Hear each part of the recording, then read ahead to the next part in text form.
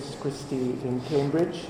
And she has edited an intellectual history for India, which was published in 2010, and is co-editor of Political Thought in Action, the Bhagavad Gita and Modern India, that came out in 2013. And her primary interests and publications lie in intellectual history, political thought, and the history of science. This, I believe, is a chapter of her forthcoming book. So so we're doubly lucky, really, to have her here. Okay. Well, thank you, Javed, for this, as well as thank you to King's India and my sister and my friend from also Corpus, Richard Drayton, who first forced me to go public with this theme that I've been thinking about for some time. So I'm actually just going to read out my chapter at the moment, and then I'll take questions and clarifications. I should say that this is a very selective cut into the Ghadar. It is not a comprehensive account by any means. So there's a photograph there. So sometime in 1920, Vladimir Lenin met a man named Pandeyal Khankoje in Moscow. Lenin had admired and had appointed Asian revolutionary hopes in Khankoje's mentor, the Maratha leader Ghadar. A mutual admiration for Tilak, though, was not the main reason for this encounter between the newly installed leader of a successful revolution in Russia and a middle-aged Khankoje. For Khankoje, the potentialities of revolution were already part of his own past, but nevertheless potent. A meeting of men that then portended potential possibilities. This was an open question, this is why we had met. Perhaps. This meeting was engineered by another neither young nor old man from Bengal, Virendranath Chattopadhyay, or Chatto, who was also known as Sarojini Naidu's brother, who via Berlin had showed up in Moscow at the end of the First World War. The secret spirit, though absent at this meeting, was a third man, and from Punjab, Ghadar. Ghadar was a public intellectual and leader of a global insurrection, or Ghadar, that had coalesced dramatically and equally ephemerally in the theatres of the Great War. At the time of this meeting, Ghadar would have been in the safe, if secluded, political haven of Switzerland. This trinity of Indian men, along with several thousand others, had been central to Ghadar, the largest armed movement against the British Empire. Nearly 20 years after this meeting and on the eve of the unfolding of the Second World War, both Chatto and Ghadar were dead. Chatto was shot under Stalin's order in Leningrad in 1937.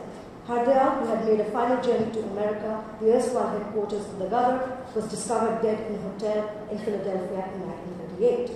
Khankoje disappeared initially with considerable difficulty from the expansive holds of both communist Russia and Imperial Britain and Europe more generally. During the tumultuous and destructive historical epoch of the Second World War, Khankoje was leading quite the settled life, cultivating corn and disposing his familial duties to his Belgian emigre wife and children in Mexico. He was no ordinary farmer, but a celebrated agrarian experimentalist appointed by the Mexican government to help the needs of food security through the development of plant seeds and technologies. This is a kind of memorial to him. Memorialized by the famous Diego Rivera, sometime other half of Frida Kahlo, in a large mural, Khankoje's portrait of him distributing bread to the poorer nations today hangs in the Secretariat of Education in Mexico City. You can see Lenin is obscured on the right-hand side of the stable. This was also a mural replicated in Washington, D.C., which Eisenhower got removed. On the eve of the centenary year of the Indian rebellions or the mutiny of 1857, and nearly 50 years after being away and across the planet, Khankoje returned to independent India and to Pune and died in 1956. Timing, it would seem, was everything. For the historian, it is this chronology that portends, looks forward, that is pregnant with possible meaning, at once bringing into focus world historical transformations and Indian trajectories of political change. At first glance, the near-simultaneous deaths of Ghadar and Chatto in America and the Soviet Union prefigure the planetary division into two that the Cold War wrought over the second half of the 20th century. Khankoje's life in Mexico in the middle decades of the same century, experimenting with plant seeds and points to the contest with hunger that the third prefiguration of the world's poor but independent nations sought to overcome through the promises of science. Yet, this would be to glance at the lives of these men and the chronological slicing from the vantage point of the exhausting end of the last century. Abutting and jutting out of this 20th century division of space over time is a landmark watershed of modern Indian history, or the Mutiny Rebellion, whose naming still defies consensus, but whose meaning is entirely conveyed by the year 1857. In a direct echo of 1857, Ghadar, that approximately translates as both rebellion and chaos, was a name given to a series of acts, moves, and events that violently appeared from Shiraz, Shanghai, Singapore, Kabul to Kanpur, London, Lahore to Laos, Bushehr, Berlin to Benares in the opening decades of the 20th century. Many more towns, cities, and ports could be added to this tricontinental geography of Asia, Europe, and America that were tied together through a violent movement of men and their activities spanning the first 2 decades of the 20th century. The prime movers of these actions were Hardayal and Khankhoje, who, along with several thousand students, laborers, peasants, and soldiers.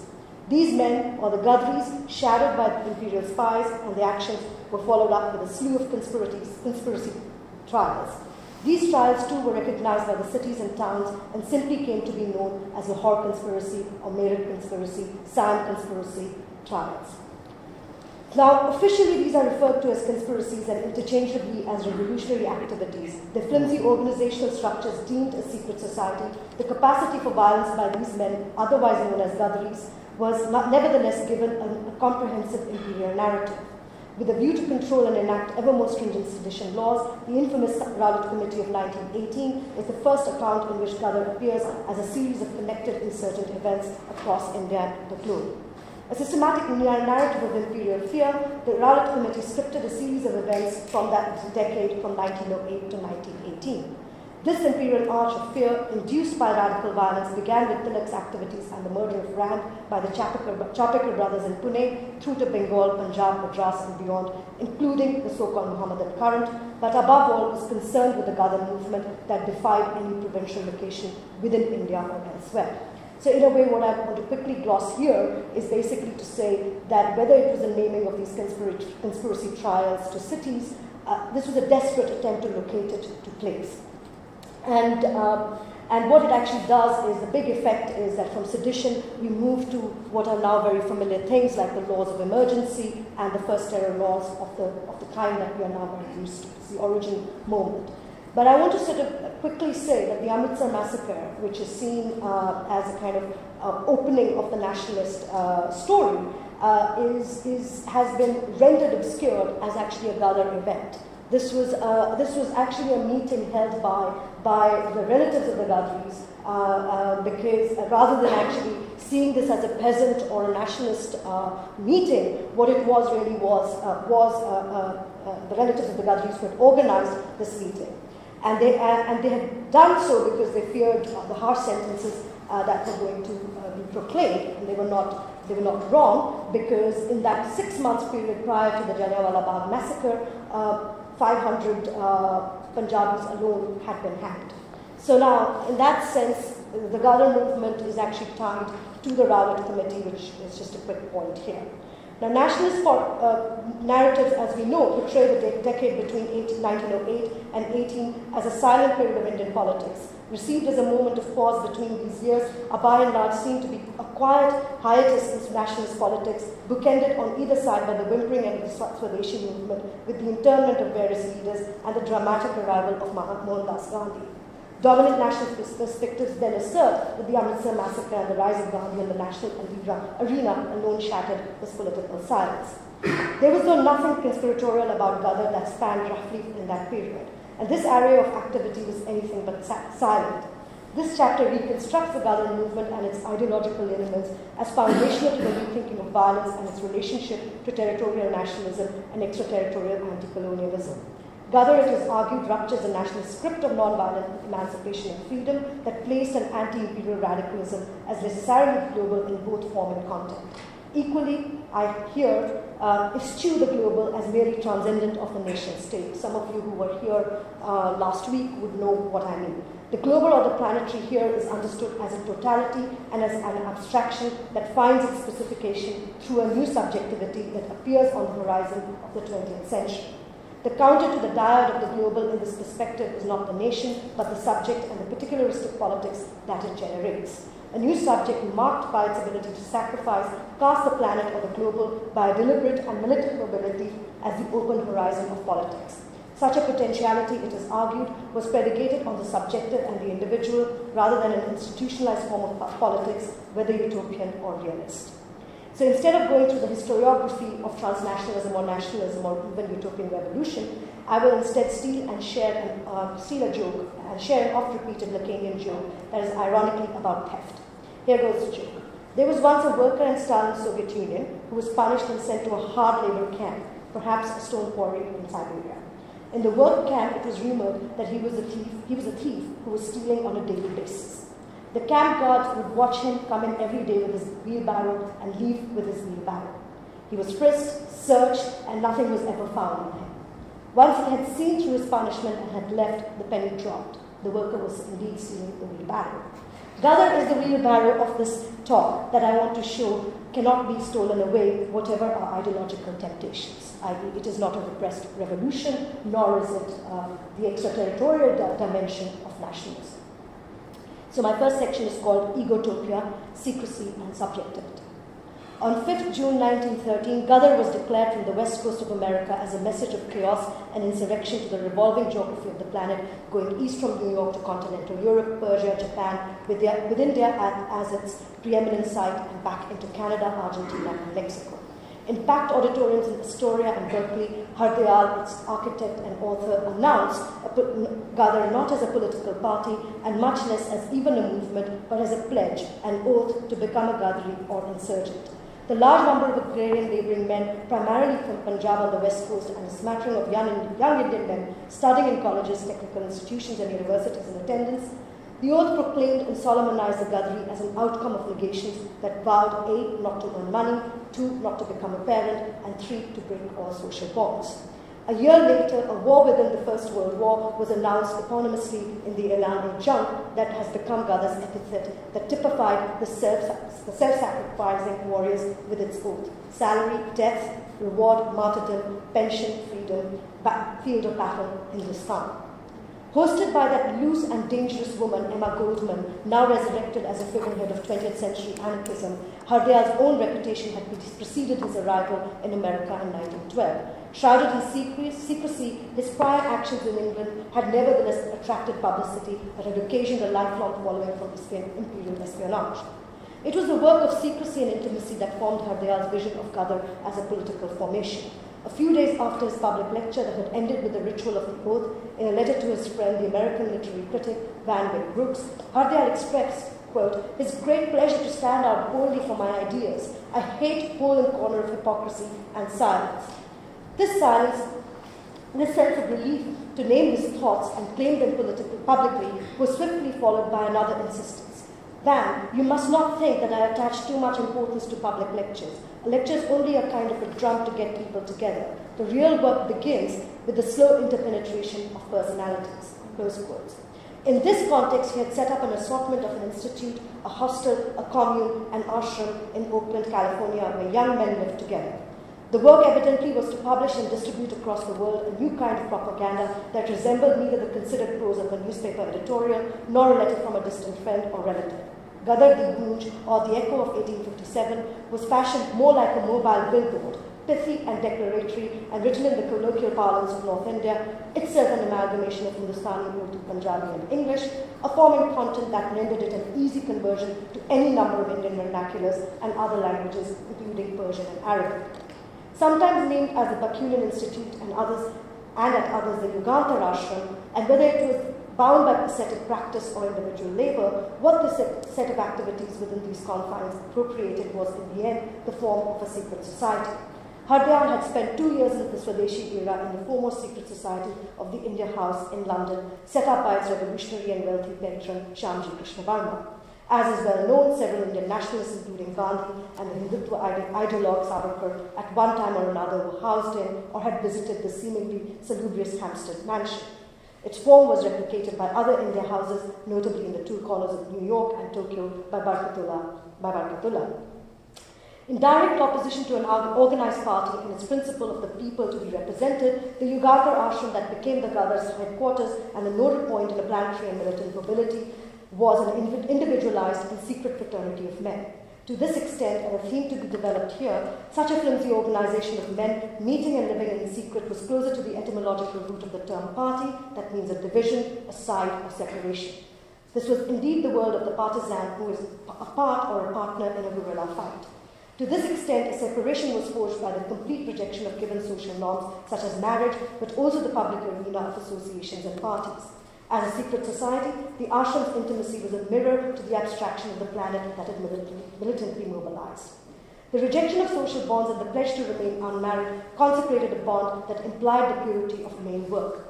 In seeking to constitute political subjectivity, the purpose of the Ghadar ashram was to singularize a form of agency in which discrete elements of work and social relationships were to be coalesced in a commitment to the secret fraternity.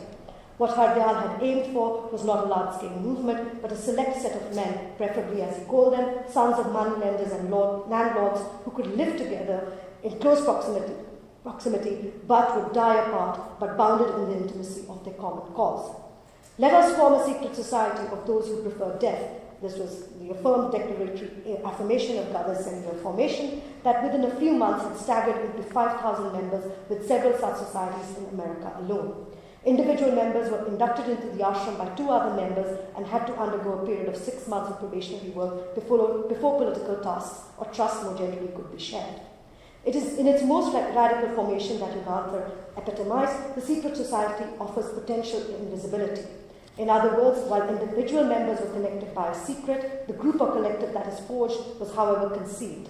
It is therefore hard to describe the Ghadar as a party or even a movement in any conventional sense, as it is individual biographies of martyrdom and betrayal that give it any nominal collective identity. It could thus only be uncovered as a conspiracy by its opponent, namely the Imperial state. Decentralized as a secret cell and marked by the anonymity of an American suburb, Ghadar ashram induced Imperial fear precisely because its concealment defied control.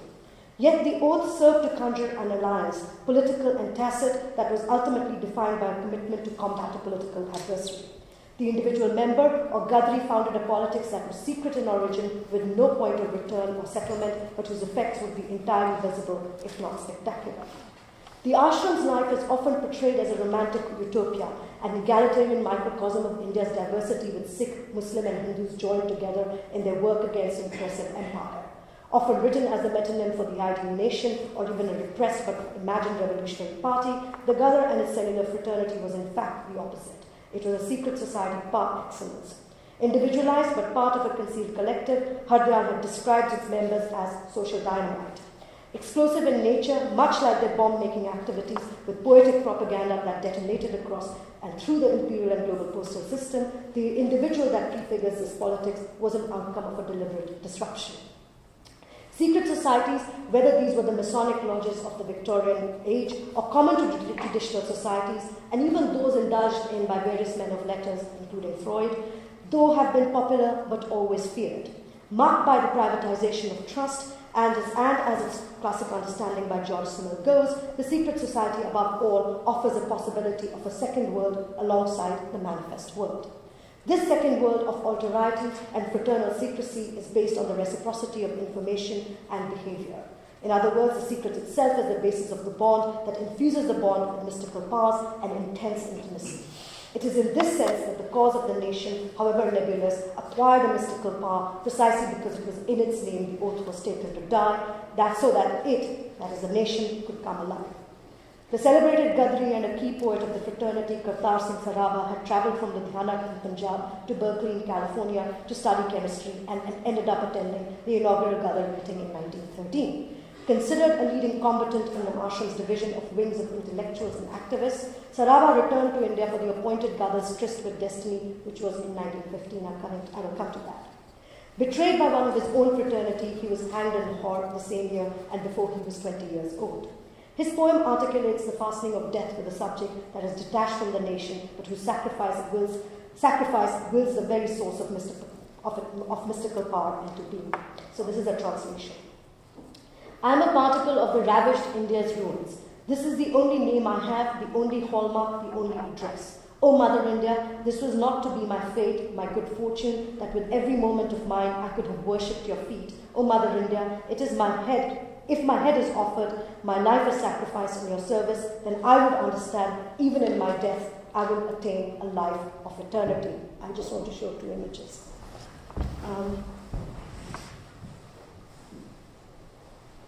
So this is Ghadar, who teaches in Stanford. So this was the kind of propaganda. It's very simple. You can see the guns and Mother India with the sword. I'll come to that in a minute about how India itself is read here.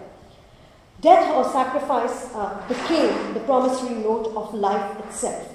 Yet and between these absolute poles of death and eternity lay the work of disruption, individual and mobile, that traversed the planet and left a landscape of potentiality. Unmoored from any theological base, even though martyrdom is a virtue and cornerstone of both Sikhism and Islam, the sacrifice or the reckoning of death, the argument here is, emanated from a profound understanding of the lack or a constitutive deficiency, and in this instance, of the nation, as several such poems confessed. This point of lack and its consciousness founded the subject of Ghadar. Death, sacrifice, and violence then founded a politics of subtraction with the potentiality of the double negative, of the lack of the nation and the absence of life or death itself, and their coming together that could potentially convert this into a positive or the real. In other words, entirely aware of the highly individualistic potential of death, allowed for a politics where the individual subject could be sacrificed for a cause greater than him. In so doing, the act of an oath to death became the metier, and the actuality of his politics further dissolved the individual into the historical project that exceeded him, namely the Indian nation. It is therefore not surprising that Saraba invokes his own subjectivity as a particle of the ruin called India, individual yet dissolved in its fabric. Serving, worshipping, or an attached and a living relationship were confirmed here only by its denial and impossibility. Thus, the public enacting of an oath or the poetics of death and the secret society all pointed to a subject as an outcome of a profound deficiency and lack. It was such a subject that became the cause, effect, and the conclusion of a new politics. Subjectivity as a modality of a new form of politics and a break from established norms formed the biographical motive and a common premise of the assorted bricolage of activities that went under the name of Ghadar. A series of formative conditions from which such a disruptive political subject was founded can nevertheless be generalized. Whether it was Ghadar or Saraba, Pingle or Khankoje or VVS Iyer, they had all departed from the destined path of a settled existence, whether of regular employment or an education that improved prospects. Hardyal's rejection of his scholarship and the first-class degree from St. John's College, Oxford during the Swadeshi era in 1905-06, on the eve of his graduation, incited both imperial fear and publicity in India. Congratulation, hope, and despair marked such decisions that affected individual lives, but were imbued with and recognized with potentially greater import than that of a singular existence. Hardyal wrote approvingly when VVS Iyer, the Tamil firebrand, resigned from the bar in London in 1910 and sought him out to edit his paper, Bande Mataram. Iyer's trajectory was similar to that of other Ghadarites. Moving from Madras and arriving in London in 1906 via legal position in Rangoon, he became a member of the London India House and soon rejected the strictures of law in favour of a fiery pen and deadly weapons, and by 1910 was a certified enemy of the law.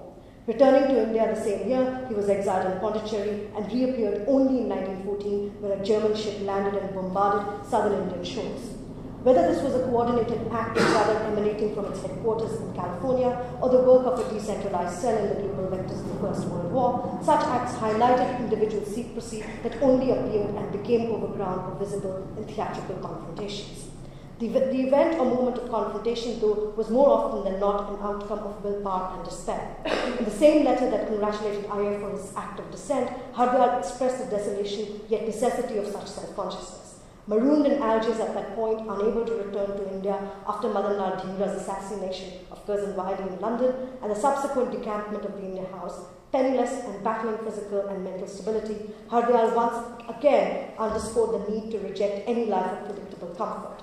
Writing to his confidant, the Indian Prince Sardar Rana, he says, "I don't go away from anger, caprice or anything of the kind, but from foresight and deliberation. Much is at stake. All earnest youths of northern India are watching me.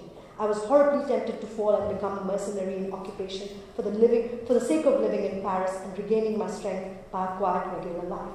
I was inclined to do it, But as I thought and thought, I discovered that it was not necessary to fall at all. If I could only give myself the trouble of journeying and leading an irregular life of some hardship and uncertainty.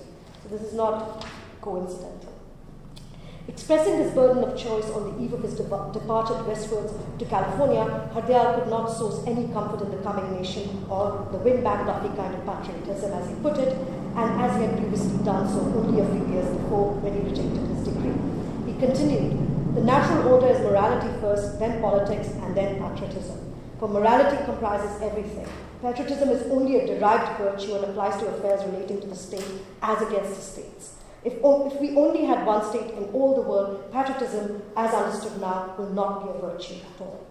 Such a repositioning of ethics over politics as the founding of a new subject of transformation became central to the Gandhian project. Yet, even as Ghadar sailed to unknown shores, the nation of patriotism was only a contingent historical context rather than the professed goal of everyday and ultimate sacrifice. Equally, much like other militant nationalists and later Gandhi himself, anti-statism was the first and final principle of this new politics of the subject. The planet or the global, through a militant mobility, though would emerge as the horizon of this political subject.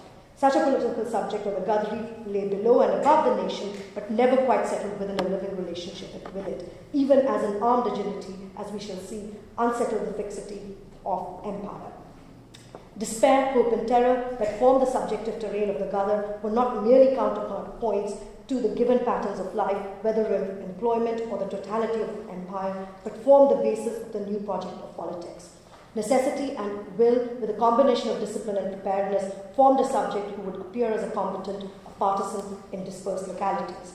A deliberate set of irregularities then was forged in which a dislocated subject and a deterritorialized idea of India became preeminent. Significantly, the novelty of the 20th century became the context for a radical apprehension of time that grounded such a subjectivity that coalesced under the banner of Ghadar. In an essay on India and the world movement, Ghadar deposited considerable power and novelty of the century itself, writing, "The 20th century will witness a mighty revolution in India and the world. The time spirit will bring out the old and bring in the new. The 19th century has been the period of destruction, criticism, and preparation. The 20th century era will be the era of fulfillment. This era of fulfillment, more precisely, was a confrontation with history itself. This was, as I said the other day, was indeed the Nietzschean century in which the past had to be confronted and annihilated in order to create a wholly new beginning. This radical commencement of the future had by necessity in such a reckoning to be taken as discontinuous with the inherited past. The 20th century, as we have been reminded, has borne a combative conception of existence itself. Whatever its scale, private or planetary, every real situation is a scission, a confrontation, a war. It is in this context the reclaiming of 1857 or the original Ghadar in the 20th century reflects the disconnected genealogy of history with a new political formation. So the next section is called Time's Arrow, echoing 1857. The year 1857 designates Ghadar's politics and as an echo. On the 1st of November 1913, the Ghadar ashram bombarded the Indian and Imperial postal network with cyclostyled handbills called Ghadar di Gunj, or the echo of rebellion. The ashram's name Ghadar, that meant the new age, or more precisely the transition of an epoch, was chosen to resonate Bengali radical and militant politics. That was Arbindo's ashram was also called the same. The ashram's name that meant the new age, or more precisely the transition of an epoch, was chosen to resonate Bengali radical and militant politics. Words and acts, both fiery and deadly, announced a new political formation that sought to repeat 1857, the largest armed rebellion against the empire in the 19th century. The name Ghadar thus tied the secret and new fraternity and its declared activity with another moment in history. The electing of this name for the politics betrayed a deep yearning for redemption, given that 1857 conveyed a rebellion as much as it did of profound failure.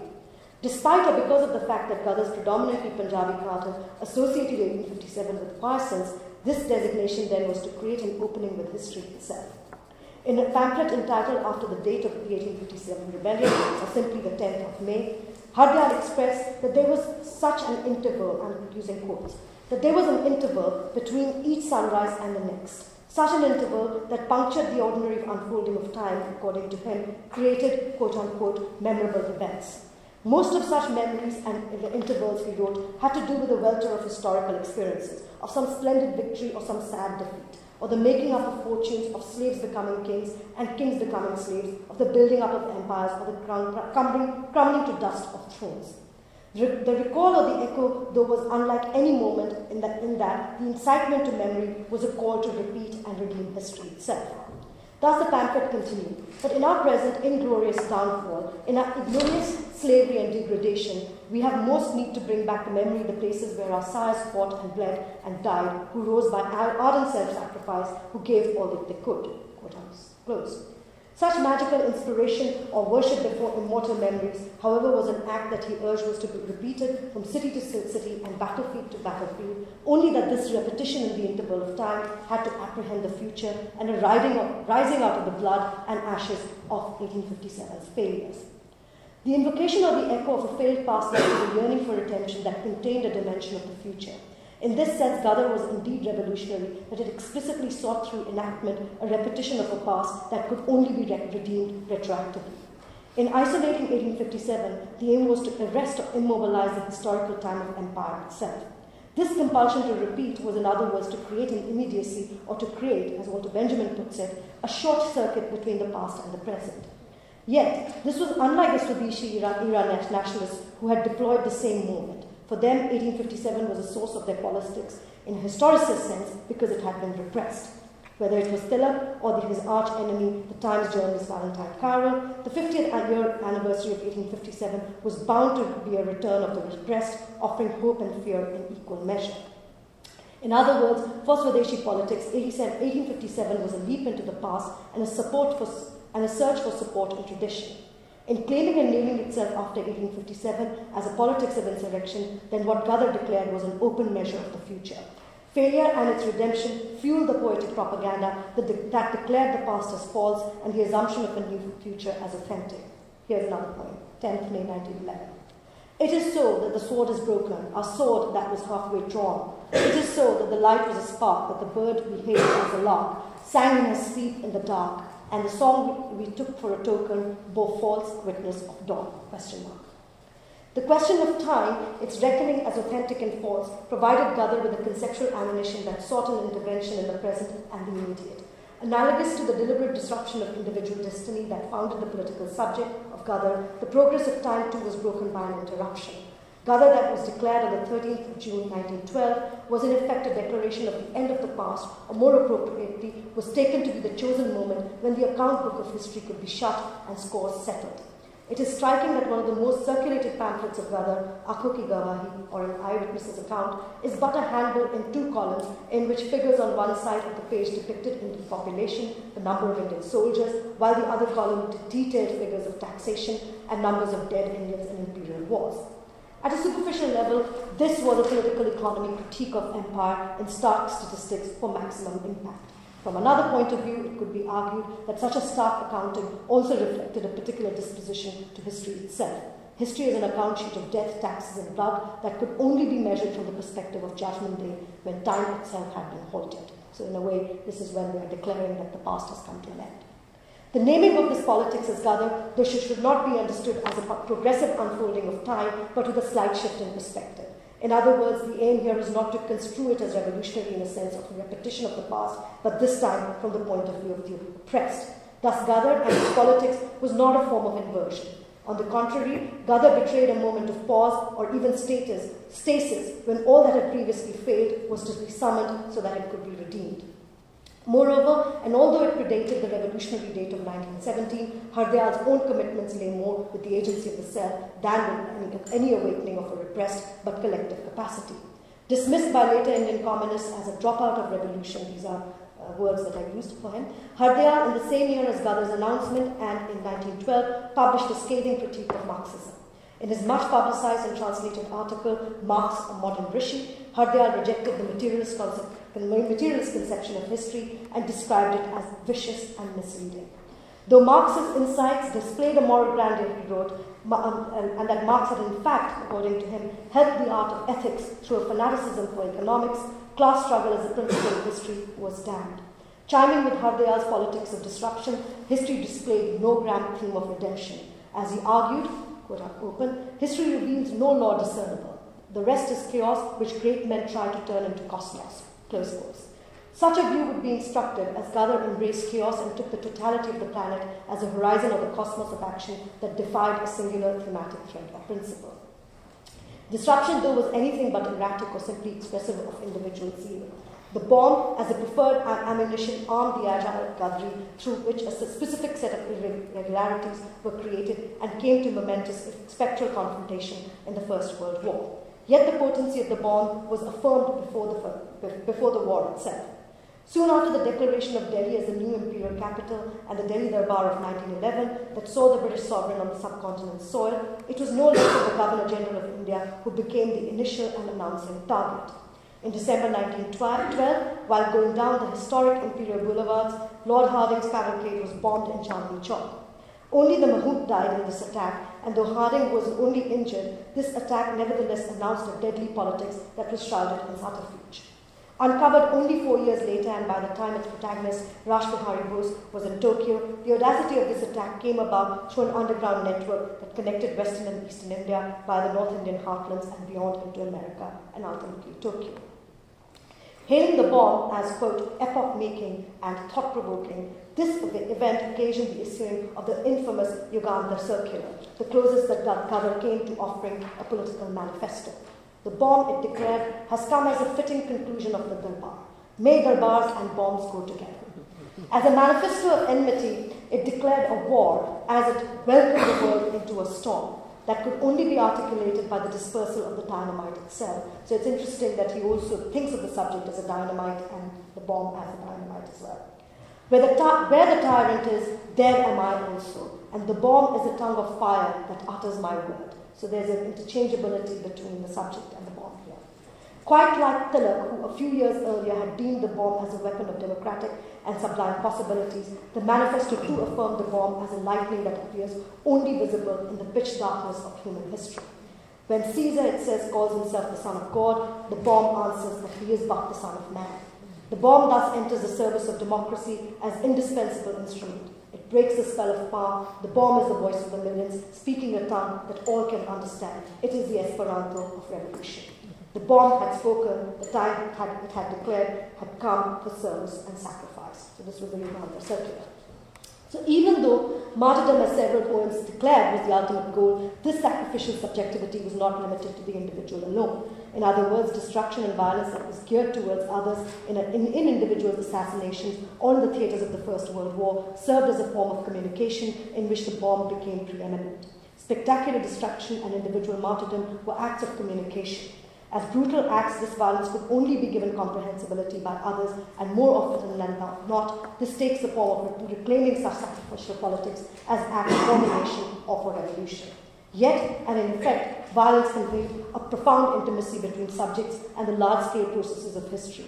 In other words, the death drive of martyrdom conveyed the inherent but abstract and anonymous violence of empire and economy that was sought to be made visible. Through spectacular events of bombings and subsequent hangings, the aim of such a politics was in the end to give subjectivity to the abstraction of violence itself.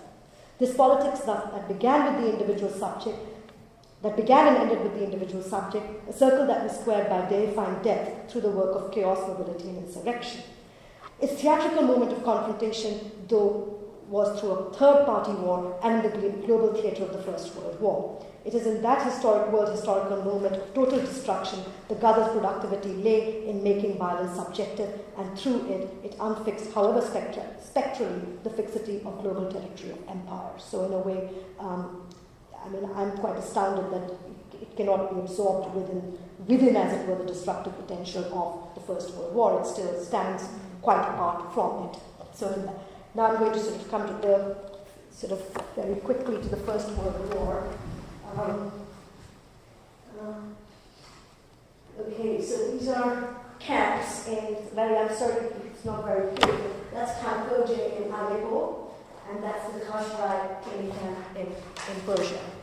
So it's called militant mobility or a partisan's war.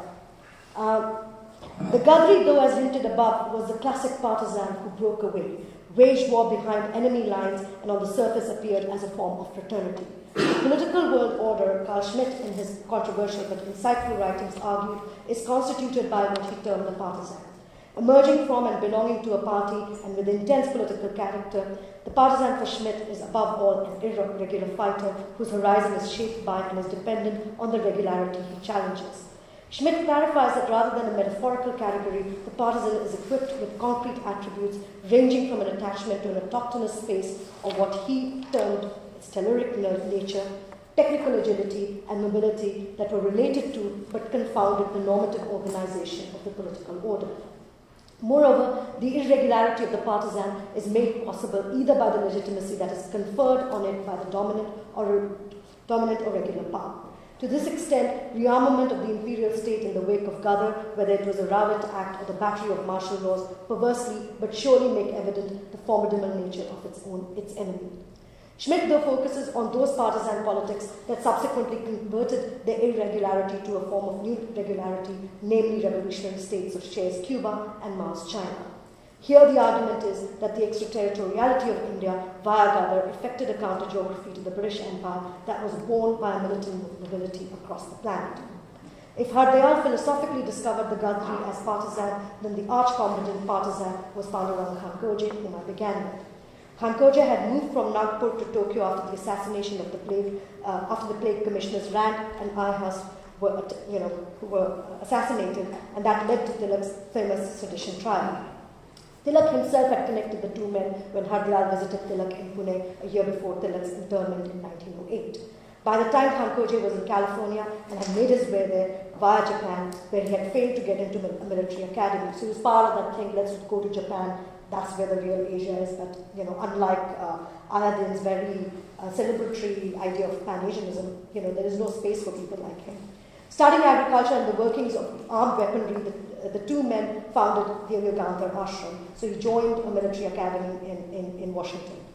Opening up an armed partnership with Mexican revolutionaries and keen to militarize, quote-unquote, several fronts of the British Empire and primarily Baluchistan, he became the head praharak, as it was called, striker, to Hardayal's head pracharak or propagandist that gave any structural semblance to the Ghadar. Underground and secretive, Khan Koje evaded all surveillance as he despised publicity and donned several disguises and names such as Pir Khan and Muhammad Khan. His life story is smattered with associations with 20th century revolutionaries, whether it was Sun Yat-sen in Tokyo, Booker T. Washington in America, Agnes Medley in Berlin, or Lenin in Moscow.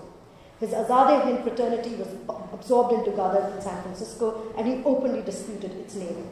Preferring the trope of war as opposed to mutiny or rebellion, Hardayal had, however, prevailed over Khan Koje. It was, however, the First World War that redistributed the cellular structure of Ghadar. Though Khan Koje was hostile to dealing with Germans and preferring to open alliances along the empire's West Asian front, he, together with Hardayal, nevertheless apprehended the war as a ready-made theatre of combat in which the Ghadri could appear as a combatant behind the overt and conventional confrontation between declared enemies. In other words, the war was recognized as a partisanal opportunity to redraw the boundaries between friends and foe. In keeping with Ghadar's fixation on declarations and dates, Feb 19, 1915 was announced as a war within the war, the point of coordinated insurrections from Dhaka to Lahore and Persia to Southeast Asia. This date was declared once again via a postal campaign, but this time it was directed at the Indian soldiers across the war's theatres. It was also the date of insurrection for Ghadrites such as Kartar Singh Sarabha, who had all returned to India. Instead of a secret fraternity, the Ghadar announced itself as an insurrection of, quote-unquote, unlimited membership. Sepoy Ismail Khan of 5th Light Infantry fired a shot in Singapore and attacked a German camp in the killing of several soldiers that alerted the British imperial state to what it called a global conspiracy. It was, however, in Punjab, United Provinces and Bengal where small-scale but several ambushes of ammunition depots took place. Railways were attacked and telegraph poles simply cut or bombed. The armed network of the empire became the target of disruption. Armed and mobile, Khan Koje left San Francisco with the help of Mexican revolutionaries and appeared in Berlin where Hardayal, Maulvi Barkatullah of Bhopal and Tokyo and the Indian prince from today's Haryana, Mahendra Pratap, had set up the India-Berlin Committee that was negotiating arms and support from German councillors. Khan Koje left Berlin for Constantinople, what can only be termed as a third-party war, Enver Pasha, Qadri Bey, the Ottoman Minister of Defense, and Vasmus, often called the German Lawrence of Arabia, met Khan Koje. While the Germans were explicit in their aim to rouse the Muslim world, as it was called, the Ghadris of Khan Koje himself were clear that this was not an ideological coalition, but a contingent support. The tight and cellular and secret fraternity that had formed the Ghadar was in its mobilization a decentralized and highly individualistic formation. Khankoje went from Constantinople to Aleppo, from Aleppo to Bushehr in Iraq, and from Bushehr to Shiraz in Persia. In a short span of less than a year, Khankoje had fought on these fronts. Disconnected from any centralized communication and combating British forces but not fighting with Germans, he recalled. There was no way of knowing what had elapsed since we left other Ghadarites. Communications were still very primitive, particularly in those remote areas. We depended mainly on the Germans to pass on information to us, but they were busy with their own concerns. We received no confirmation from our friends, we had received no news from America, and we had no idea what had happened to our friends after they arrived. After they arrived in India. All we knew that there were many patriots working ceaselessly on this front. Neither coordinated, but ceaselessly mobile and unbeknown to Khankoje, yet another date in May 1915 was announced for another coordinated ambush with its epicenter in Batavia, Jakarta, under M.N. Roy, to redirect the frontier to Bengal, so Bengal and Punjab. Khankoje, though, at this point was in Shiraz, and with that man of many reputation and disguises, namely Sufi Amba Prasad. Amba Prasad was a typical Ghadari from Punjab who had converted from Hinduism to Islam as a young man. He is revered today as a seer both in the Indian Punjab and in Shiraz. But his life was laid down in rather prosaic circumstances. For a few years before the First World War, he edited the multilingual pan-Islamist newspaper pamphlet by the name of Intiqam, or Revenge. Moving from Afghanistan and gaining chieftain forces along the way, he moved into Shiraz, where he held British counsel hostage and killed the British resident. An 8-month siege finally brought the end of the Sufi in the closing year of the First World War. Khankoje had decamped and had moved to Bam in Balochistan, slowly inching towards a confrontation in Punjab. This portion of the country, as he wrote later, was wild and untamed, almost inaccessible for others. Its people were fiercely independent. All were ideal for our purposes. Full stop. Quite close. He would spend the rest of the war years in combat in the same wilderness that today headquarters Al-Qaeda, with which Ghadar shares many attributes. Before concluding, so this is what I'm sort of coming to a conclusion, it would be remiss not to invoke the famous declaration that in a sense rendered Ghadar to a conclusive event. On December 1, 1915, the Provisional Government of India was declared in Kabul. Hosted by Amir Amanullah and effected by the cellular fraternities of the revolutionary cleric Ubaidullah Sindhi, Maulvi Barkatullah, the editor of Islamic fraternity, with Mahendra Pratap as its president, this formation was not only protected the Khilafat, but created a counterpoint to the Caliphate itself. What can only be glossed quickly here, there are 3 interesting attributes that are mobilized in this declaration. For one, mobility and its global horizon have historically belonged to the world of Islam. The radicalization of a militant mobility by Ghadar and its attachment with pan-Islamism imbued the latter with the opposite effect, namely a sense of territoriality. Ghadri Mujahideen, or the amalgamation of Ghadar with pan-Islam, provided Islam with a fixity with India as its principal focus. Secondly, in moving the center of Islam from Constantinople, and let us be clear here, this is 4 years before the fall of the Caliphate, Kabul emerges as a second Caliphate. Point that is not missed, as Amanullah, who was considered a second caliph, was soon assassinated. Yet this declaration and its associated actions decentralizes and desacralizes Muslim authority. Ostensibly, it ushers in the division of global Muslim brotherhood along territorial boundaries. Kabul thus reappears as the frontier between South Asia and Ottoman or Arabic Islam. Finally, this dismantling of a global ummah is predicated on the emergence of India itself. Such a flip between a deterritorialized India of Ghadar and a territorialized Islam that founded the provisional government and the sensational story of the Tehreek-e-Rumal or the Silk letter controversy, notwithstanding, consigns Kabul with the potentiality to repeat a historical sequence. If Ghadar attached itself to 1857, then it is striking that it is Kabul that reappears in the 21st century. But Ghadar was unlike Al-Qaeda in one respect, that the planet of the globe was not deeply or technically connected either by mediatization or the internet. In my view, if there is a genealogical succession to the Ghadar, then Al-Qaeda and even Bhindranwale's militant anti-status politics are appropriate candidates for comparison, given the commitment to violence as communication, militancy as morality, and the disruption of institutionalized politics premised on the death drive of sacrifice. In all these instances, it is the state that re-emerges as rearmed anew, while the subjective element of these politics leaves interruptions or traces that cannot be gathered into any formal elements. Yet, and primarily, it is the planetary or the global that emerges as an abstract totality, a mirror to the subjectivity that founded Ghadar's politics. This is to say that the subjectivity of the Ghadari derived its existential dimension from the abstraction of the planet.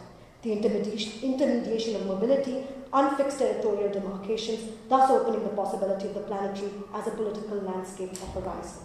Thus, the global quite literally had to be made, especially since the interconnections of the Ghadar aimed to subvert the given imperial connectivity of the globe, whether it was the postal system or the telegraph. This was achieved by taking violence, as I've said, as strategic communication.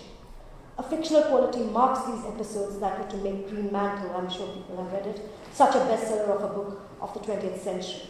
The foiling of these so-called conspiracies forms the triumphal histories of the institutionalization of secret services in the 20th century. Yet, the cellular and decentralized formation of the partisan can be viewed to have another effect. This is to say that Ghadar affected another geography. Territory is one of the central ways of imagining and focusing the 20th century sense of politics and has been modular for empires and nations. Yet it was through the subjectivization of violence that the objective territory of empire was made visible. It is this link between a violence that was subjective and ultimately narcissistic and the objective frontiers of empire that in the early 20th century through Ghadar and indeed Pan-Islamism that grounded extraterritoriality as the figuration of the political.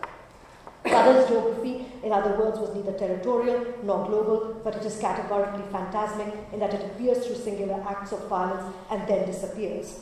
It was, in short, a landscape of potentiality. Neither actualized as state power, whether in India or elsewhere, this subjective violence in the figure of the partisan was above all concerned with an opening. As a set of practices, there was no determinate or unified content and meaning.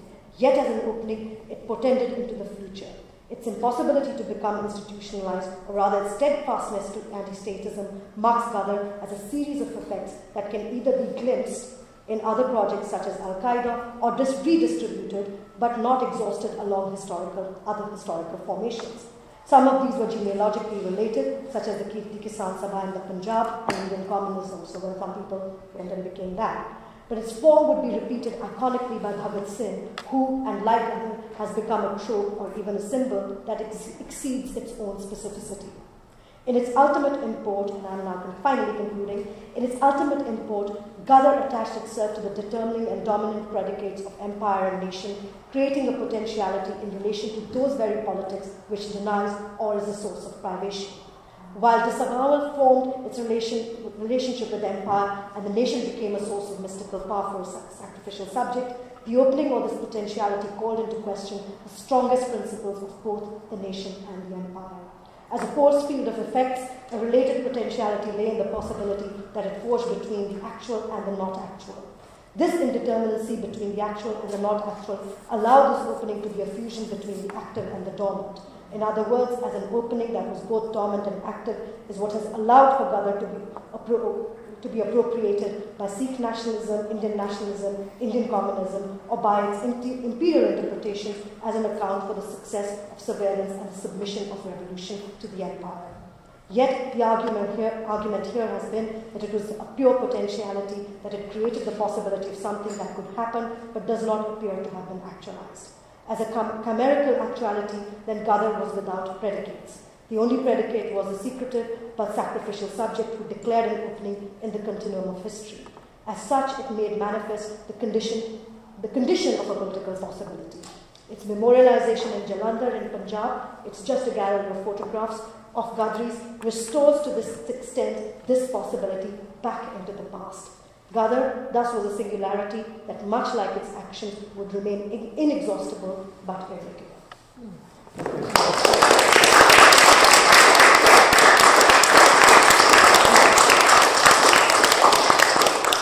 I want to show you Jalandhar.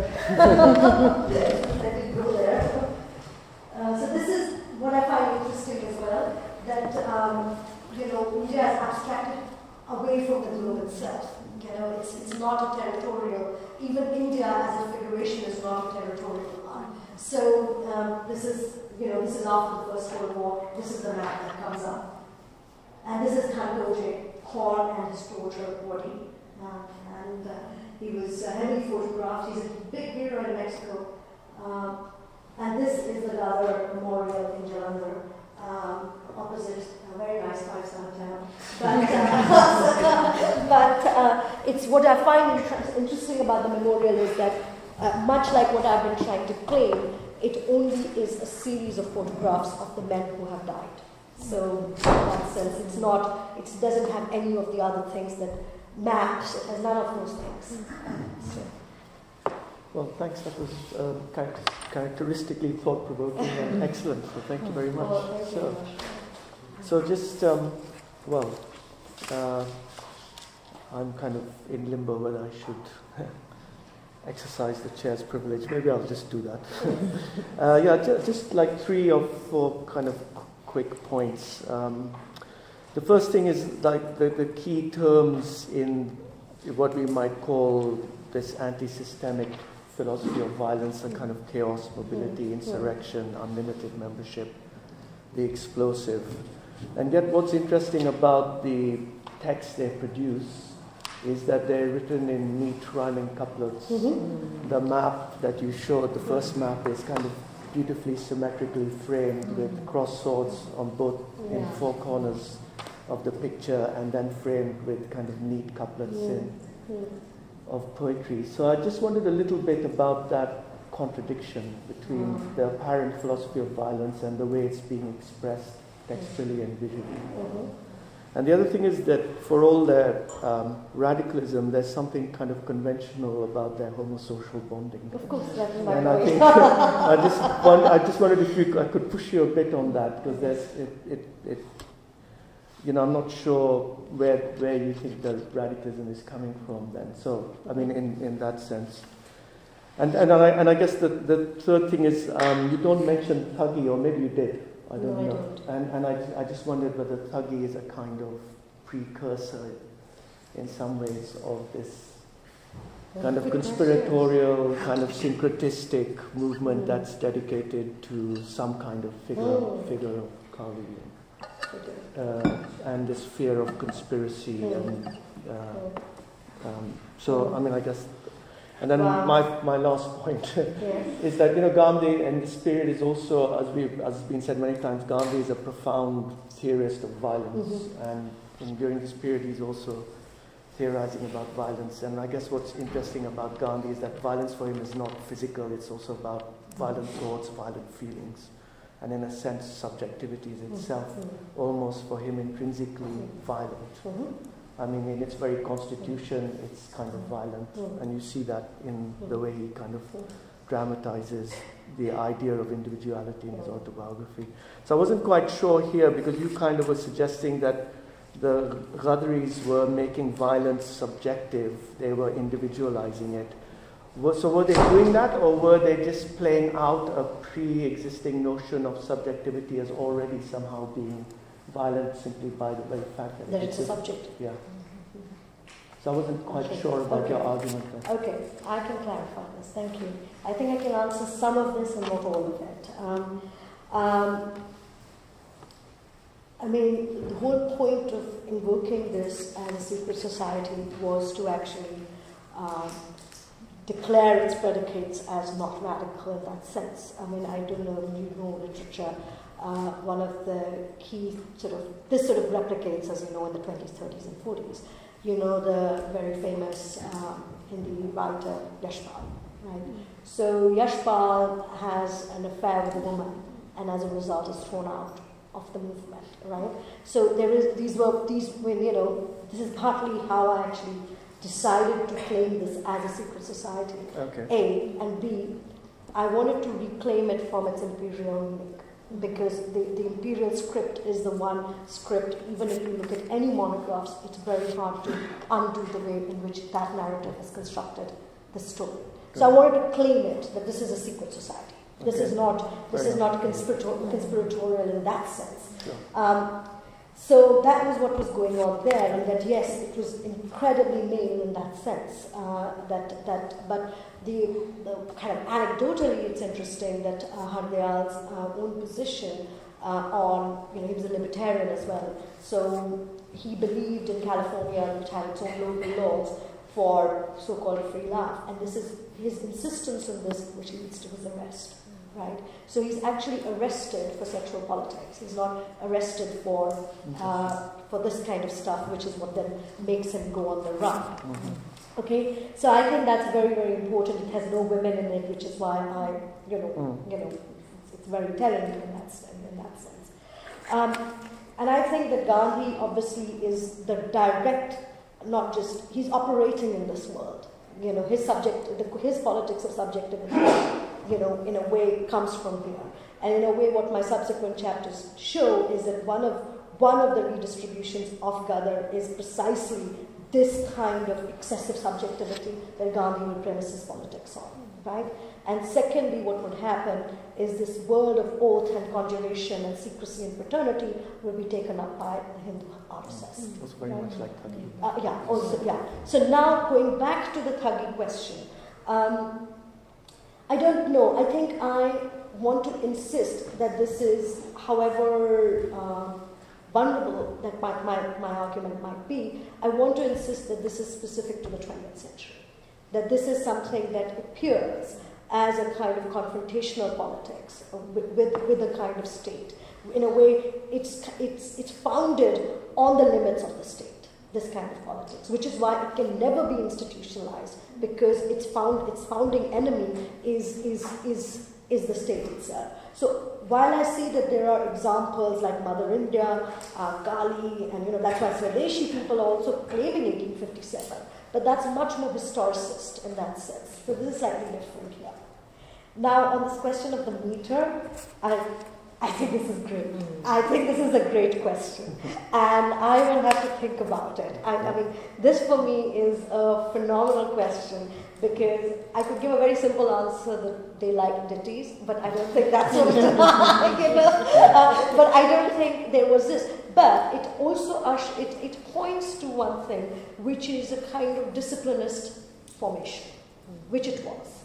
Which is my point, that this is not just go express yourself, go shoot anyone you feel like when you fancy it.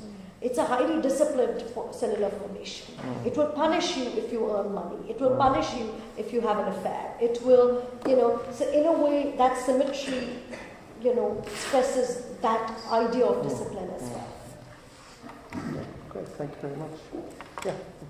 So I just want to take the question of the secret society and the emphasis you place on that a little further. Because on the one hand, you mentioned that Ghadar has 5,000 members by about mid-1914. But a few other, I think, aspects of its early formation is, the one is that they actually shift their de facto capital of organizing from Vancouver, which is in Canada, which the British have access to various cities in California early on. They also distribute their newspapers and have meetings and all sorts of things in gurdwaras and in festivals like Baisakhi that happened, I think it was in Stockton in 1914 that they had organized it. And then, of course, like you mentioned, the paper has very wide circulation across the world, as well as in India, after the British had approved an injunction to stop its importation. I think so. A number of these aspects, I'm just wondering how you would reconcile them with the idea of a secret society, because it seems in this period it's actually much more profoundly open and public. It's interested in the politics of visibility. That is the point, right? It is not secret in the sense that it is furtive, but its formation is secret. That's my argument. Its institutional formation is that of a secret society. Its politics is all about visibility, whether it is of violence, whether it is of propaganda, but which is why I tried to kind of show that this was a tight-knit group of men, in a way like a cellular structure. Yes, it can take place in Gurdwara, it can take place in someone's house. Preferably it takes place in those areas which are marked by anonymity, right? Whether it's an American suburb or any of those things. Because as a collective, it appears as a secret, right? This was my point. And this is a kind of concealment which allows for it to actually conjure up, as my point was, an alternate view of the world, right? This secrecy is very important, not because it is just fighting the government. It is important because it creates a second world to repeat myself, alongside the manifest world, right?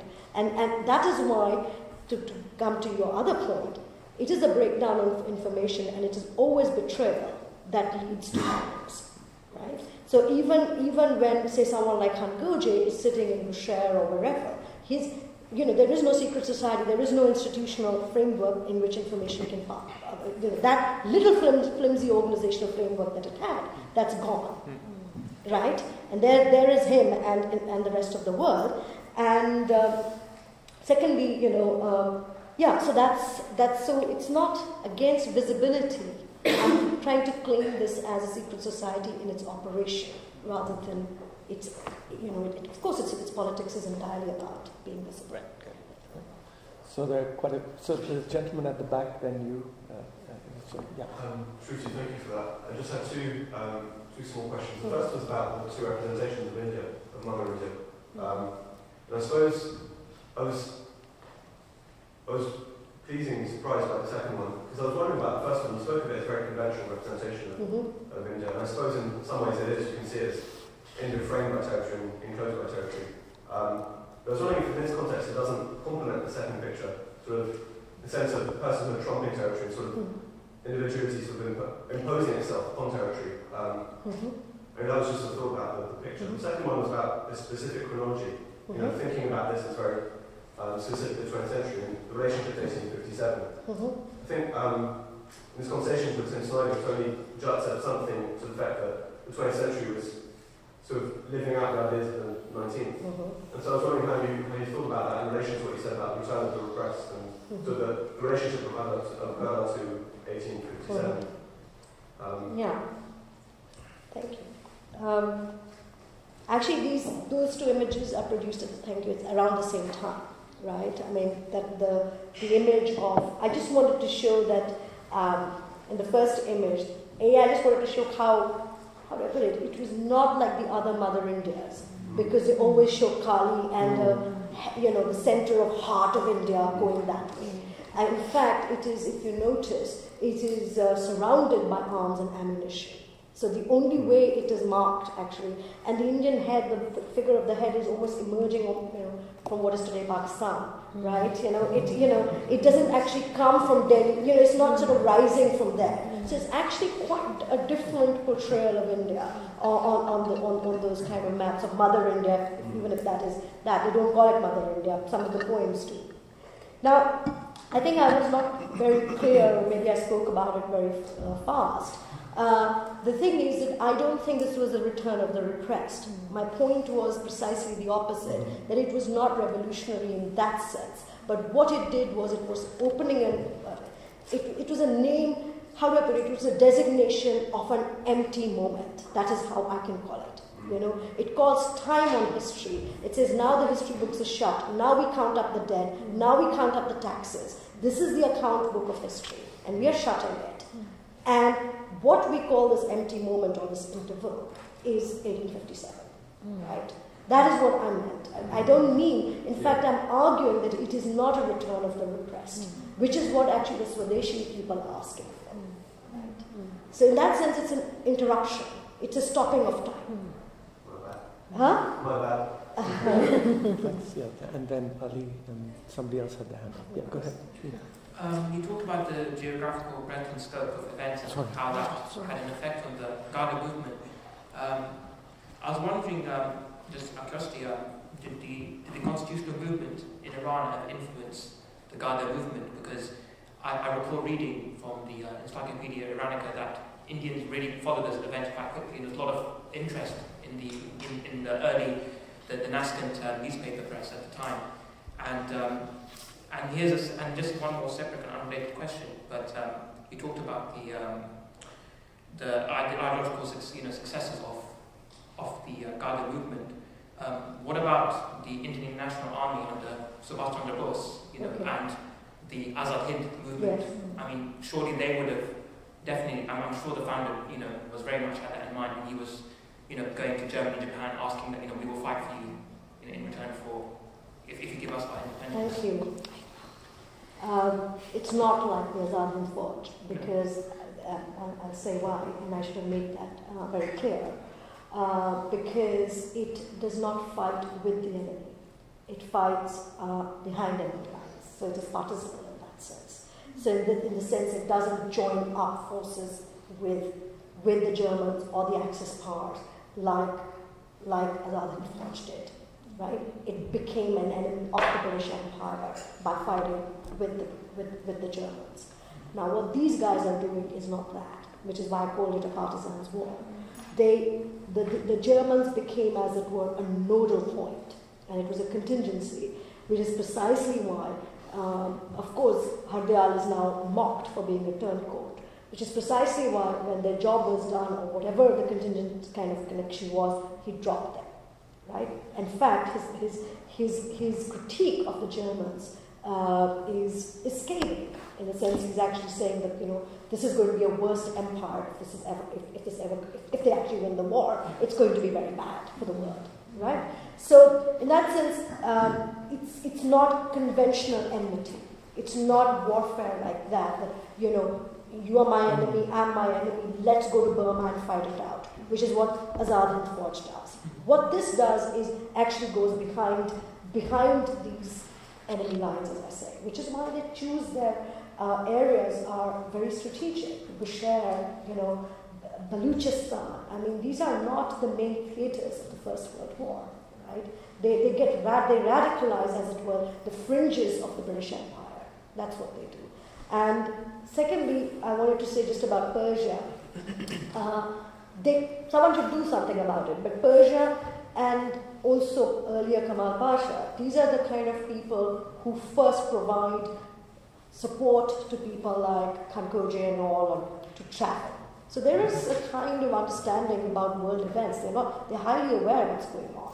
And in fact, both Kankoje but also Sufi Amba Prasad, in a way, had been trying to impress upon, if you want to go look at Ghadar history, they were trying to impress upon Hardyal and others, not to go down the Turkey way, not to go down the Constantinople way, but to actually go to Persia, and that's where strategically to have the war. And which is what he ends up doing. He goes to Constantinople, but he, calls time on that, and then kind of affects another kind of geography there. So, Persia is part of the terrain for them. It's actually the most successful site of the war for them. Okay, thank you. So there's quite a queue of questions here. So Ali and then Faisal, sorry to kind of construct the queue, and then Chris, and then okay, sure? All right. Okay, well, I think you had your hand up first, right? So let's just do Ali and Faisal, and then the gentleman at the back. Predictably, I have also a question about the two maps you showed, yes, and juxtaposing them. I was interested, assuming that there were members of the other movement who self-identified as Muslims. It's interesting that on the first map, the two sort of flows coming down said Vande Mataram, yes, and then obviously there's the figure of the goddess facing west, and the poem just exalts Hindi Javano. So I was wondering to what extent, because later on these symbols become polarizing symbols, right? So the Muslims, as soon as they see a Vande Mataram, they would assume that it's something that would be against their interest.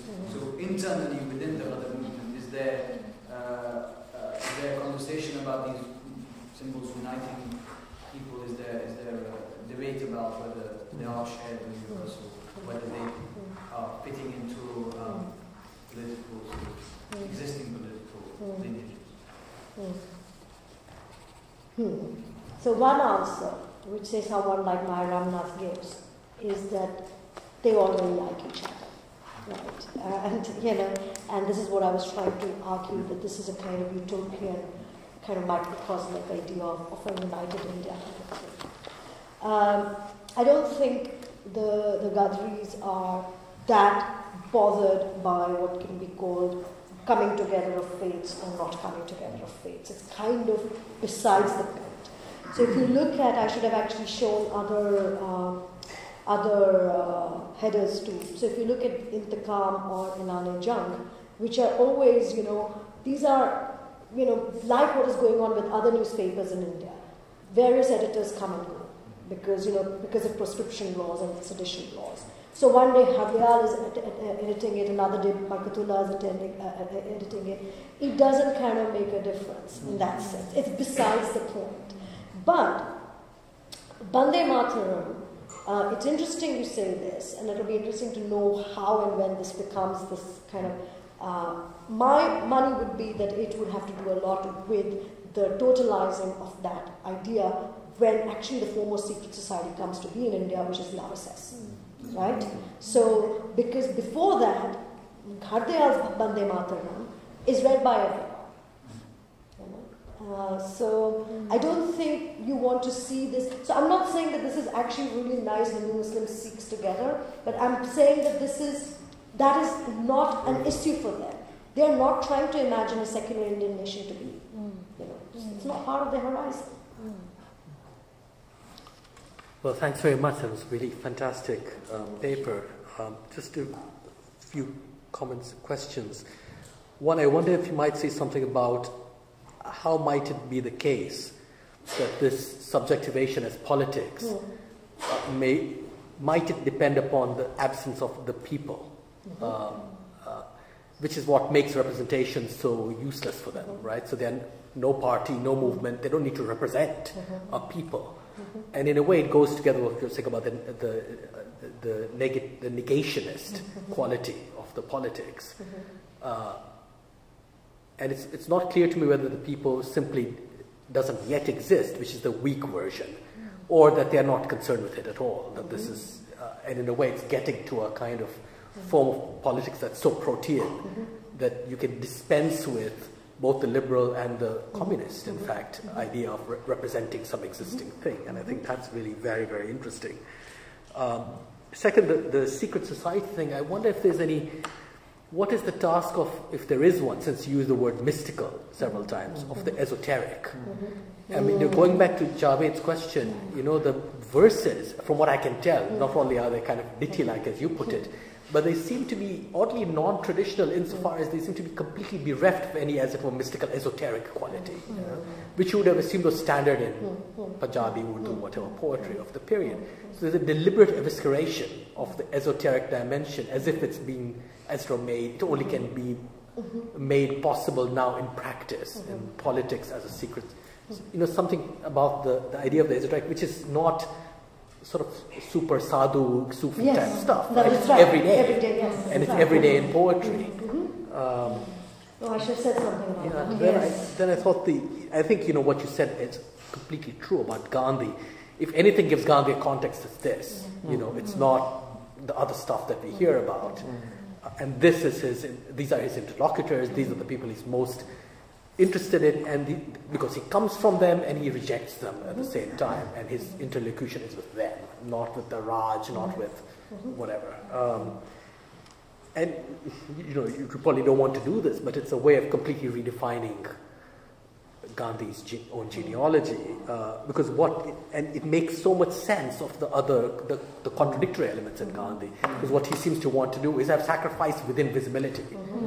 Unlike the secret society thing, and his idea of innerness, because he's so obsessed with the visible in his own politics, that he's constantly speaking of inner voices, but there is no inner life because it's absolutely visible. It's all about visibility, and putting sacrifice in the visible seems like such a strange. It's like a way of manufacturing inner life posthumously, and that's one way in which the Al Qaeda thing links up with him, right? And then finally, just and again, what's interesting about this disembowelment of the inner or the secret or the esoteric for Gandhi is that it's accomplished in the absence. We only know about in political theory when we talk about totalitarianism and the state as imposing a kind of form of visibility. For Gandhi, that's it's actually he does it without it, which is fascinating. And finally, just first of all, the green mantle and the pan-Islamism stuff, which is so. So fruitful. I mean, you can see, I'm just following the logic of your argument. The green mantle, what it seems to do is to re-script Islam and make it part of the Middle East again, right? Which is what happens to pan-Islamism in general, whereas in fact it is not true in the least. I mean, if you read the novel closely, I mean, there's a reference to India because that is the threat. You know, the flame, I think Buchan says, it's a flame that will go to India, to the Indian, and that's the danger. Who actually cares about North Africa and the Levant? And, you know, I mean, British have interests there, but the interests are entirely dependent, the Levantine interests are entirely dependent on Indian interests. That's the only reason for having Palestine or whatever. They don't care about it in its own right. But that has to be elided constantly. And so one of the ways in which Pan-Islamism is then constructed is as a kind of Central Asian at most, but mostly Middle Eastern phenomenon. The illusion of India is crucial in texts like Green Mantle, where, however, in those very texts, it's clear that India is the biggest threat. And it reminded me, you know, the whole thing about Persia, again in the Mutiny, speaking of the echo of the Mutiny, you have this weird, it's a kind of obsessive-compulsive disorder on the part of imperial ideology. There too, the fear is Constantinople, so they get a farman out of the Sultan saying that, you know, you can't, supporting the British in the mutiny. Whereas, of course, when you look at the mutineer documents, they couldn't be less concerned about the Sultan. They're interested in Persia. That's the big thing, right? So there is a kind of longer history. Anyway, I'll stop there. No, thank you. That is great, because I should have said that this is not the kind of Leo Straussian sense of the esoteric or the secret I was talking about. I was talking very simply, actually I'd read, thanks to these suggestions, I'd read a lot of anthropological work on secret societies in, say, Melanesia, or why do people take oaths? I was really interested in oath as forming of a fraternity. So in that sense, the secret society was, in fact, it is therefore not like the Kali stuff. It is not secret in that sense. It's secret in that the oath provides a source of mysticism, or a mystical power. It's the oath which provides that kind of, and it's also a secret in the sense that it is intensely intimate to those people who have taken this oath. So it has this phenomenal capacity to exclude, right? Which is what it's doing. So secret society is not a conspiracy, but it is saying that only those of us who are in the know, who have taken this oath, which is sourced by this sort of, which adds this kind of, as it were, this kind of mystical part to it, because it is a secret, that gives it a life. That's what I'm arguing. So in that sense, it's not esoteric in the Kali sense. And I should develop this a bit more, because what I was also trying to show was that this was a mirror to the abstraction of other forms of politics, right? Whether it is of party or representation or even communist cells. It's bounded by a kind of intimacy which gives it a life in that sense. So I can't sort of. On Gandhi, of course, I agree, and this is how I would see this. The redistribution of Ghadar back in India is primarily Gandhi in one sense, and you've written so much and so wonderfully about it that I'm just going to agree with it and to say that, of course, as you know, that what Gandhi does is that he makes non-violence as an issue, but truth. He gives he names his politics after truth, because visibility is a revelation for him. Truth is a revelation. It is a capacity. It's not something that there is some kind of objective truth that we can all agree upon. You know my argument on that. So in that sense, yes. But what I think is most interesting, and that's the chapter that follows this, is actually the RSS. So the true kind of, in a way, that world of oath and conjuration and of fraternity is actually. Which is what? But a big conspiratorial history of the Indian nation. I mean, it is the greatest conspiracy if there is one in South Asia. So that's how I would see it. And of course, there are no people to be represented. It's only about the individual in that sense, which is what ties it up so nicely and neatly with Al-Qaeda. Except that there is no media and there's no internet. And which is why this mobility acquires a kind of potency that is not the case for Al-Qaeda. It's the absence of communication that makes it. Yeah.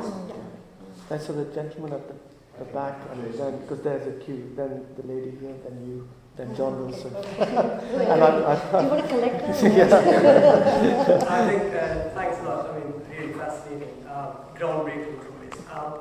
Really, lots of thoughts came to mind. 3 I'll just list out. Some of it was to do with the first questions asked about the images, and I thought, in some ways, if you could sort of connect how these were coming from a sort of tradition that emerged maybe after 1857. I'm thinking of publications like The Punch, which kind of naturally represented India as Mother India, but not necessarily on communal lines, but more as anti-imperialistic. So a lot of imagery comes, I think, very distinctly similar. So would you say in some ways that while there is the rethinking of 1857, there is a period in between of those 50 years and the things that happened during that time kind of contributing to it. So that's the kind of looking internally within India. And also that same period in the West sees certain amazing developments, including, I think, Buchanan's idea of propaganda of deed, which I think is the dominant way of doing politics for a lot of intelligent people who are just not impressed by joining sort of majoritarian party lines. So I think, so that's my second point, whether you think in some ways it is resonant with those ideas of the time. And I think one distinct marker of that politics of radicalism of that era was political assassination. Individuals shot dead in cold blood. And I think that's where I want to bring the third argument, which is where my question comes, which is that while you've highlighted the emphasis on visibility, I think there is two sides of it. So one is kind of 20th century visibility, very early on, which is while not shooting in public, but creating a sensation in public. So there's been an assassination and it'll spread the wires and the press will catch it next day. The kind of visibility, I think, the Al-Qaeda, and that's where I think it differs a bit starkly, is it seeks not sensational visibility, but spectacular. So images instantly are known. I think and I think that's where I want to not draw comparison. And you did mention the internet, and I thought that is perhaps a better modern version or contemporary version, because it has two very significant things. Anonymity of the actor, unlike Al-Qaeda, where the anonymity is not really right? So I would say, would you say that less to do with Al-Qaeda and more to do with internet of today's era?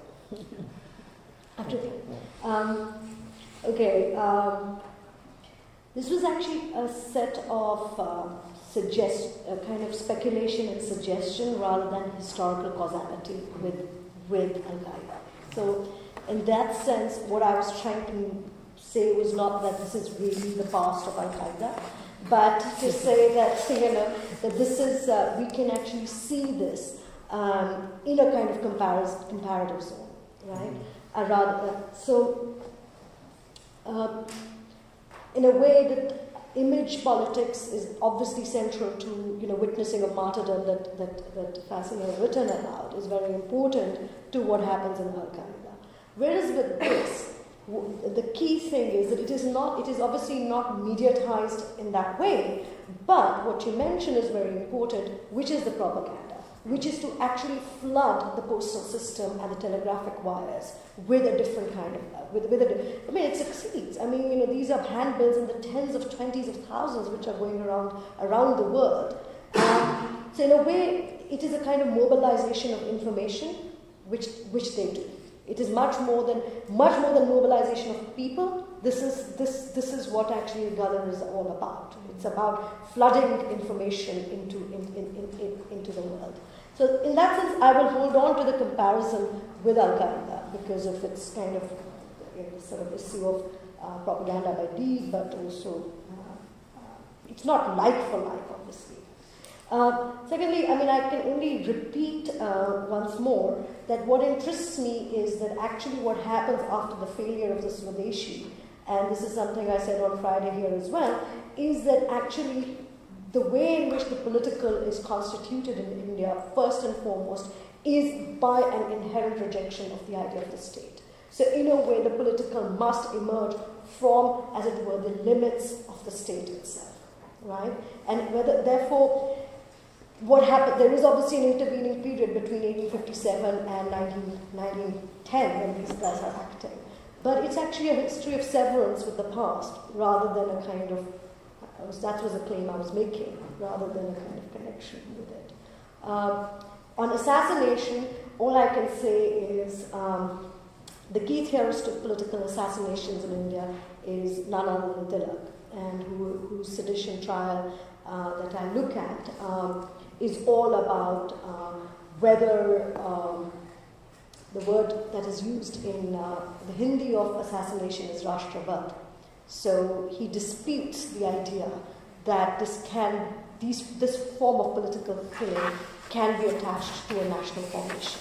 Right? I'll just leave it here because that's a whole other chapter I work with. But what it does, his sedition trial does, is, and actually between sedition trial as well as Ghadar, what it does is it tells the imperial state that its law is not good enough. And that is what you get with the Rowlatt Committee, as a kind of a new formation of managing this kind of politics, right? Because it is openly saying that it's not to do with nationalism. And it's not, so if you're not going to have a politics which is attached to a loyalty to the realm or a loyalty to the sovereign, how are you going to manage that politics? This is the question Rowlatt Committee asks actually. And what can be called today's laws of emergency are directly parallel to that, because they will return the responsibility back to the individual rather than to the party or politics. I think you had and then you. I was wondering if you could tell us about any specific demands that might have been made and how that would tell us about if they, anything about their implicit acknowledgement about the position of the state or whether that you don't answer it. That is what it is. I mean, their manifestos are all, what is fascinating, and I think Chris Moffat here is also doing something with that, is how they start circulating the imperial reports back to the people. So I didn't show another pamphlet, which was when the taxes come out, right? 1925. The account sheets come out, and they just photocopy the Government of India account sheet and they circulate it, right? Or the fact that actually someone like Bhagat Singh would read what has been written in the Delhi conspiracy trials, right? So in that sense, there is no dialogue with the state, right? What it does is it actually just incorporates that and redistributes it in its own way. If it ever does it, it is only takes this form. There are no demands that now release so and so. Because there is no nation that is being no political project which is being institutionalized by such a politics. Yeah, and then John, then Thanks, Shruti, for a highly complex but very clear presentation. I guess my question builds on Faisal's question. It seems to me that the Ghadar maybe succeeds as propaganda or civic society, but fails indeed. And I'm wondering if it's the esoteric or mystical or negationist nature of the violence which leads to this failure. And then I'm going to ask you, what does that tell us about Al-Qaeda? That could there be something about mystical violence, negationist violence that can't work in terms of influencing a larger national movement? And as many of us are thinking in the wake of the Arab Spring about, is Al-Qaeda resurging or has it fallen apart? No one knows. What could this Ghadar movement and the difficult but very fascinating parallels tell us about this? Thank you. Failure from whose point of view would be my question back to you, because it always is seen as a failure of the Indian Revolution, right? So either it is, it's documented as that, or it is documented as a success of imperial espionage. Okay, so the suppression of this movement, if you're interested in histories of secret services, was the formation of whatever the MI5 or the MI6, whichever is the international one, right? Six. So it is their dry run, right? And it is their first big operation. It is this, and the history is written precisely from the starting point. Okay, so you can say it's a failure from the point of view of the Indian Revolution and the success from the point of view of secret services. I don't think of it in these terms at all. What I was interested in was how it actually just creates a kind of opening between its two, as it were, poles of politics, which was nation and empire. And in doing so, to repeat myself, it questioned the strongest principles of both what a nation was or what the empire was. What are the organizational principles of both these, as it were, political entities? I don't think it ever imagined, it was not within its realm of imagination or its political view to capture state power. Right? It was not what it was interested in. Later, the Kirti Kisan Sabha and Indian communism, that's a different matter. Right? In the 20s and 30s, but the 1910 to the sort of 1908 to a kind of 1920 movement, not interested. And it's very, very striking that neither Hartmann, who's sitting in Switzerland and is asked to go to meet Lenin, he doesn't go, and Khangoje, who is this very, very successful revolutionary, also doesn't go. Right? So there is a kind of deep suspicion of state power that marks this politics. Right? I don't know about Al-Qaeda, whether it has a vision of capturing state power either. Right? I mean, I think, I don't think, I mean, Fasa sitting here, I don't think, it will be able, it is not in its realm of political, it's a potentiality. What Al-Qaeda does is it sort of calls into question what the global is. Right?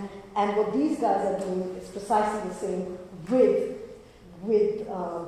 the idea of the nation and empire. Okay? So that's how I believe it. And which is why it's an opening which has a possibility for being redistributed along different lines. Which happens. My 2 cents follow. I was wondering if something of the mystical nature of the violence. No, I don't. I keep saying that this is not Kali, and I shouldn't have used the word mystical. What I meant.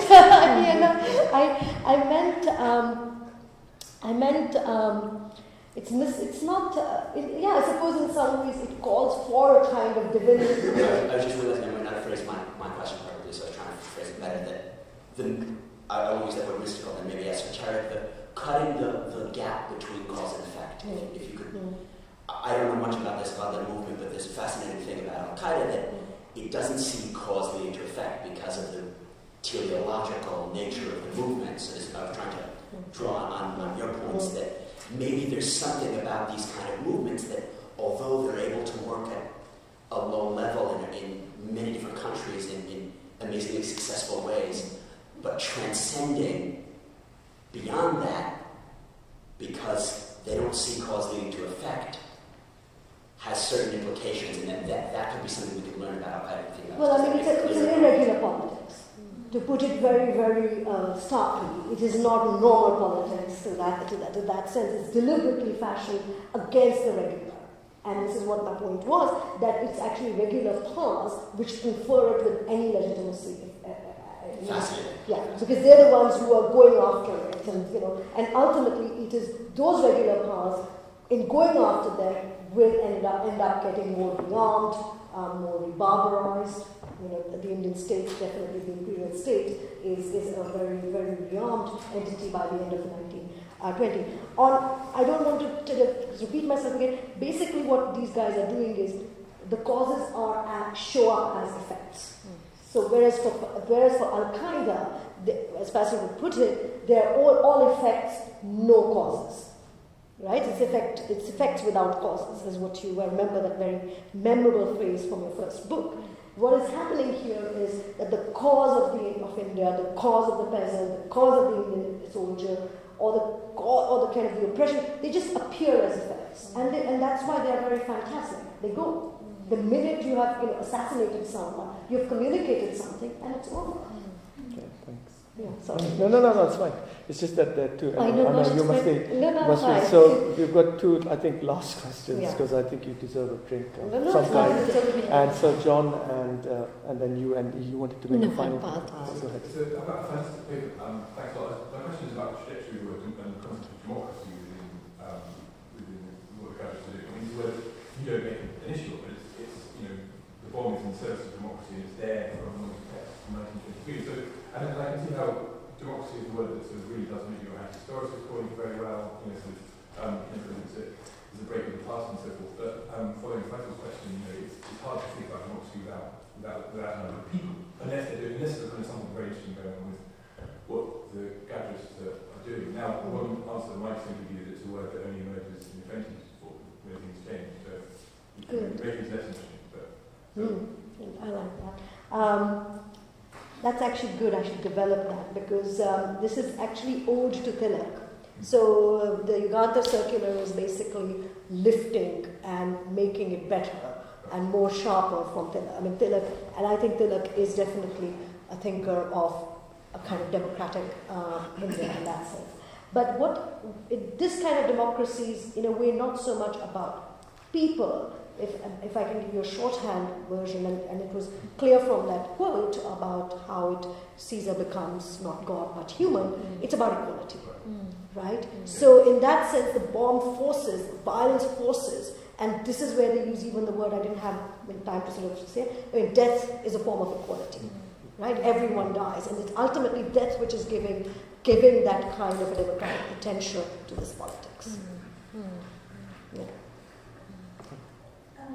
Just going back to those couple of questions. The first thing is about the secret society aspect of things.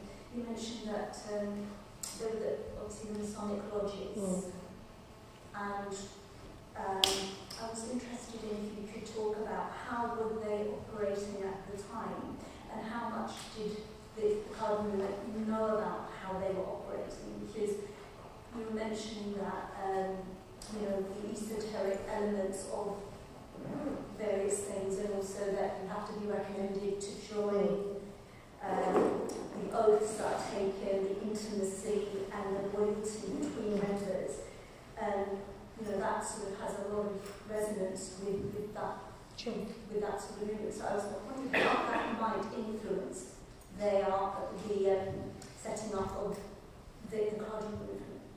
First point. The second thing is, you mentioned Al-Qaeda. How would you relate the movement to the French resistance? How would you see it? Would there be any parallel with that, or would it be very different? Okay. My point was, yes, that it was like any other secret society, except that its nature of the adversarial happened with the British Empire.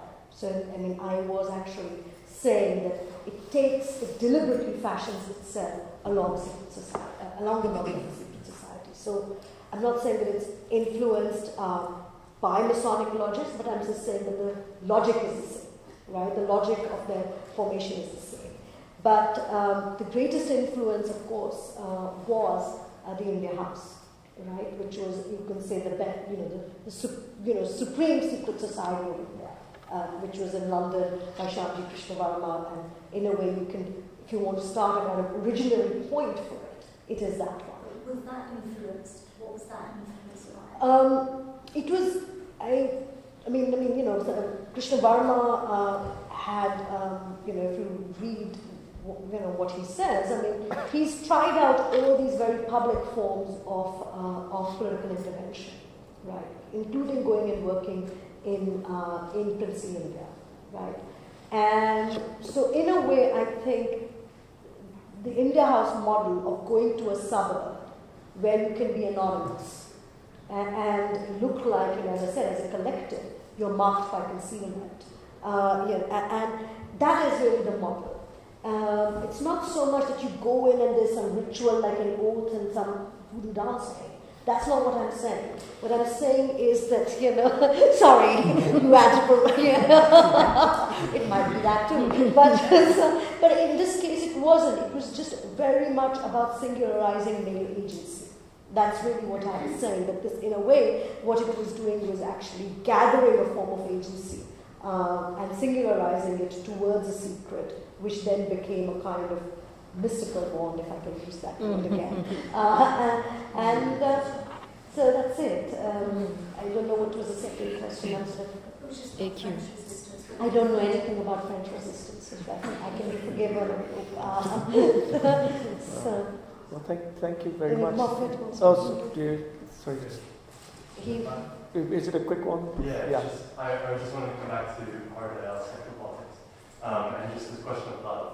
Because just thinking about the kind of connection to what I was saying when you have this kind of interesting tension where love plays a part in politics in terms of attachment. So you have them actually saying, sorry for killing men because we love humanity. I'm sorry, but we have to do everything. I wonder if there's also a tension of love as a principle with this kind of politics or subtraction.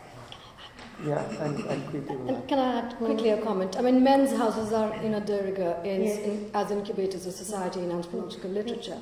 And what they teach you is to actually how to live in the world of ties, and how to make ties, and how to make kin, and how do you take that responsibility once you're out of the men's house. So that's why this is a very radical homosociality, which actually tells you how to remain not attached. That's right. So when you go out in the world, you're not attached, and that's why it's the secret you're attached to, the knowledge you're attached to, rather than the world. Yes. So that's why it remains a radical men's house. Yes. And that's why it's not like the RSS. No, the RSS I will come to later. I mean, the RSS is an oath. It is it is like the RSS in the sense that the RSS will cast India as a conspiracy, as a secret. Right. I'm not saying that it is like for like, but what it will take is that it will think that there is a kind of... Anyway, I'll come to RSS in a minute, but I want to talk about this thing about this tension. In a way, actually, Kriti has answered the question that it's a kind of non-reproductive kind of politics. It cannot reproduce itself. What it can do is just have several such structures which can replicate. Like, but A will not follow, B will not follow from A. You can have A plus 1 plus 1 plus 1, ad infinitum, which is what happens to these India houses. And the attachment is therefore to the secret, to the information, to the knowledge. And in a way, it was also marked by a kind of, as I said, mistrust and betrayal, because no two people knew the same thing. This is the way information was organized in Ghadar. So the thing about the RSS, and this is just a kind of point I just want to put out there, is that Hindutva emerges as a kind of conspiratorial theory of India. This is what I wanted to say. And the second way in which it is not a men's house in the sense of that it is secretive, it is an open secret, but it is formed on a kind of conjuration of an oath, which is what you see, which is then enacted in neighborhoods, in semi-public but safe domains, which will allow it a kind of reproductive politics, which this cannot do. So this is where the connection lies, and yeah, I mean, I think that's a great question about this story of attachment to women, because I mean, I was struck only by the Yashpal story and Agyay's story, that you were really penalized for having relationships. And I can't speculate, but it is only when Hardayal is in exile and has given up on politics that he ultimately has a relationship, right? Because previous to that, he's abandoned his wife and his daughter in India. And but then he's also talking about a free love, which is not about attachments. It's not about conjugality. It is not about this form of reproductive kind of family unit. It's like, yeah, go for it, basically. But yes, that's a good note to end on. Well, thank you very much again.